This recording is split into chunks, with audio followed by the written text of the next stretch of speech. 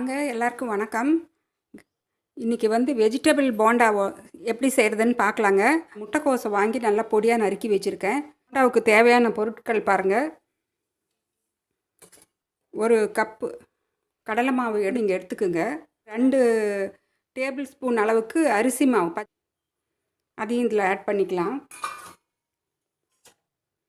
பாருங்கள், இதில் வந்து உப்பு தேவையான அளவு உப்பு, இது சீரக பவுடர், இது வந்து பேக்கிங் சோடா அரை டீஸ்பூன் எடுத்து வச்சுருக்கேன். பேக்கிங் சோடா அதையும் ஆட் பண்ணிக்கலாம்.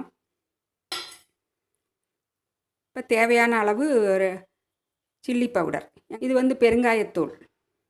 அப்புறம் பாருங்கள், பொடியாக நறுக்குன கருவேப்பிலை,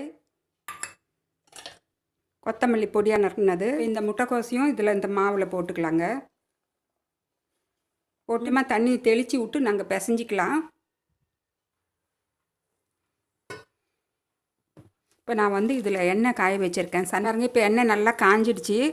அதிலிருந்து ஒரு அரை ஸ்பூன் அளவுக்கு எடுத்து இதில் போட்டு கலந்துக்கலாம். பிசைஞ்சு வச்சுருக்கிற மாவில் நாங்கள் கொஞ்சமாக அரை ஸ்பூன் போட்டால் போதும். அது வந்து நல்லா கிறிஸ்பியாக வரும். மேலே உள்ளே நல்லா சாஃப்டாக இருக்கும் பேக்கிங் சோடா போட்டிருக்கிறதுனால.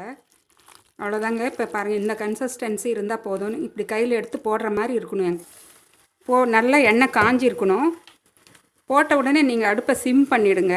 அப்போ தான் உள்ளே நல்லா வேகும். இல்லைன்னா எல்லாம் வந்து கருகிடும், உள்ளே வேகாமல் இருக்கும். பாருங்கள், இப்போ இந்த போண்டா வந்து நல்லா வெந்துடுச்சு, பக்குவமாக வெந்திருக்கு பாருங்கள். நல்லா மேலே கோல்டன் ப்ரௌன் ஆகிடுச்சு. இப்போ இந்த ஸ்டேஜில் அடுப்பை கொஞ்சம் ஹை பண்ணிக்கலாம். நாங்கள் எப்பவுமே எந்த ஆயில் ஃப்ரை செய்கிறப்பவும் போட்ட உடனே சிம் பண்ணிவிடுங்க. எண்ணெய் காஞ்சிருக்கணும். நல்லா போடுறப்ப உடனே சிம் பண்ணிட்டிங்கன்னா உங்களுக்கு உள்ளார நல்லா வெந்துடும், மேலே நல்லா கிறிஸ்பியாக வரும். சிம் பண்ணிவிட்டு நீங்கள் போட்டிங்கன்னா அதே மாதிரி எடுக்கிற டைமில் கொஞ்சம் ஹை பண்ணிக்கணும் நீங்கள்.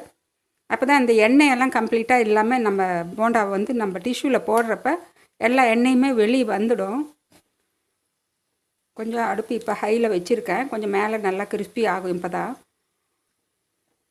கொஞ்சம் கிறிஸ்பி ஆனதும் நாங்கள் எடுத்துடலாம். பாருங்கள், இப்போ எடுத்துடலாம்.